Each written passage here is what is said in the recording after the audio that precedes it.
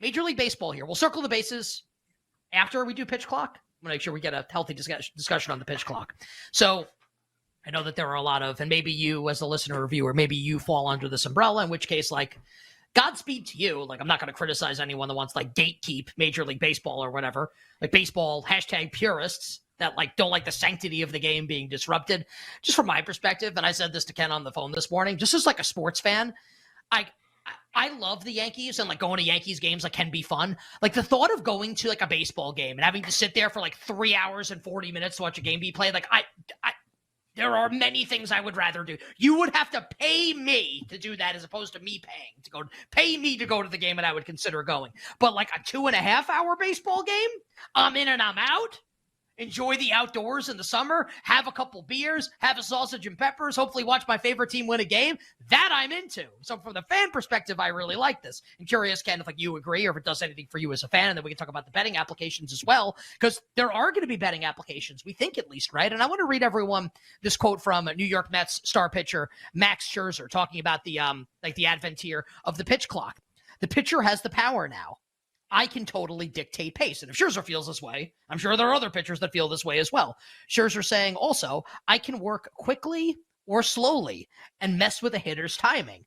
It's basically like a whole new dynamic, like adding like another dimension to the cat and mouse game. So like Scherzer's obviously like famously cerebral with the stuff and is also like a certified crazy person in like a good way, we think. But, like, if he thinks this, then other pitchers, whether they're great, like first ballot Hall of Famers like Scherzer is, or maybe not so great, I'm sure that all the pitchers are looking at this right now like, this is an opportunity for me to kind of, like, turn the tables a little bit in my favor. So, like, sure. It's really, like, it's like bad sports betting content, or maybe it's not. Maybe just to be like, well, unders across the board. Pitcher's just going to dominate now. Like, that's just because, of course, like, that would get baked in probably pretty quickly if that was what was happening in every game. But that's kind of like my thought was like, I feel like at least early until hitters acclimate, I feel like this is probably advantage pitcher. I honestly don't know. It's a really interesting thought, but I think what it speaks to is that this is something that's worth thinking about, right?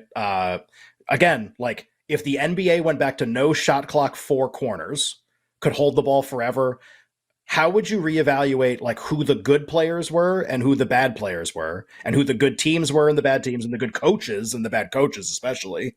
Like, how would you reevaluate all that? You'd have to do like all the work over again almost to learn it. And I'm not saying like this is that, but it's got the potential to be that. Like I jokingly wrote this last night, like, are the good players still good and the bad players still bad? What if there are players that like can't operate under time pressure? Like it's just really tough for them to do mentally. And these are professionals. 99% of them are going to figure this out really fast. It's not that like the league wide. So that's when you say all unders. I disagree. I think it's like there will be some pitchers. Yeah, I'm not saying that to be clear. I think what's going to happen is like there will be some amount of pitchers who are at first really uncomfortable with this, and it will affect their performance. And trying to identify them will be valuable, the same as it will with hitters trying to adjust to this. I think that's the impact. We got to bring Jake the Snake Hassan on. Jake, our resident baseball expert. Jake, very early on in the process here, obviously like a lot to be figured out. Your early thoughts here on the pitch clock in Major League Baseball. Yeah, I mean, I absolutely love it. Like, this is only going to be good. Everyone who is whining and moaning on Twitter about the purity of baseball, shut up. You don't care about the purity of baseball. You just want to sound like you know what you're talking about, and you don't. This is good. It's objectively a good thing. I saw a video over the weekend of side-by-side a Jose Altuve inside the park home run next to a Pedro Baez and David Ross at-bat from like 5 years ago, obviously, because David Ross is no longer playing. By the time in between one pitch, between Baez and Ross, Jose Altuve circled the bases 7 times.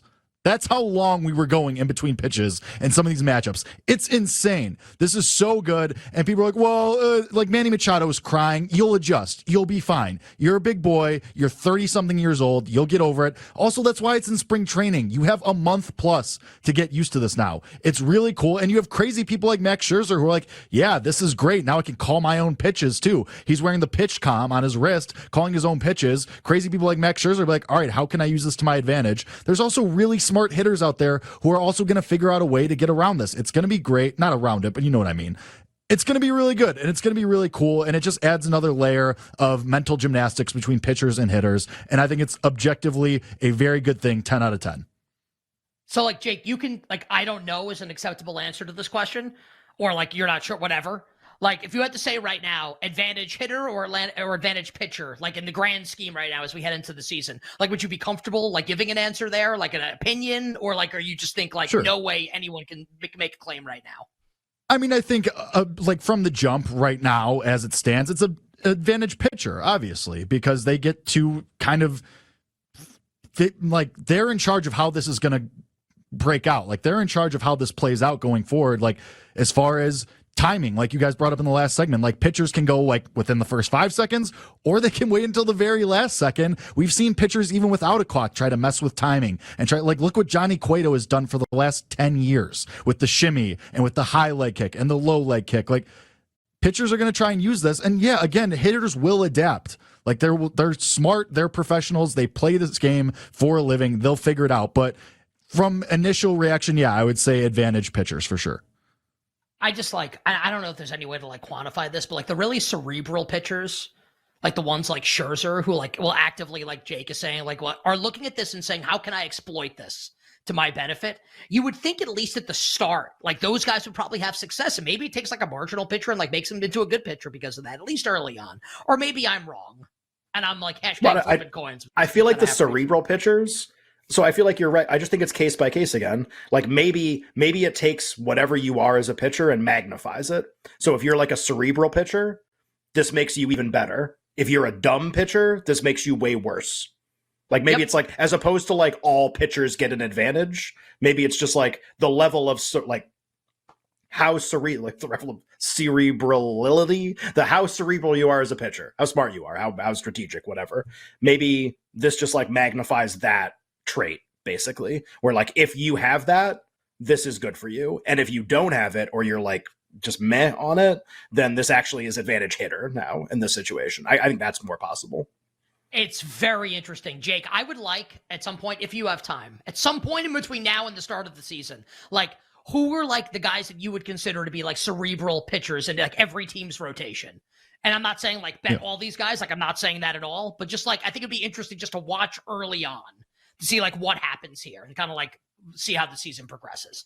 Well, right. even and Jake, just real quick off the top of my head, like Scherzer's one of those guys. Like he's meticulous. He knows what his game plan is going to be. He's someone who's going to benefit. Somebody who's going to be negatively affected like that, like John Gray for the Rangers, for example. He's a thrower. He has great stuff. He has no idea where it's going. So like that time constraint, guys like him are going to be sweating even more because he already has no idea where his pitches are going when he's not timed. Now, when he is timed, he's going to be under extra pressure. It's like that. Yeah, I mean, there's definitely guys like that across the league. But so Jake, I'm just going to translate that. Jake's who basically takes the saying bet longest? against John Gray. Yeah, Jake, is there a starter? Like relief pitchers I know are really crazy and all over the place. Sure. Like some take forever, some don't. I like literally haven't watched a baseball game or thought about it in like years. Are there starters who, like, can you think of a starter who notoriously takes a really long time between pitches, like versus someone else? Yeah, I mean, I mentioned him already, Johnny Cueto. Like, he loves to go up there and do weird stuff and, like, shimmy his shoulders and do a bunch of weird stuff on the mound. He Even takes a long between time. pitches, Greinke. though.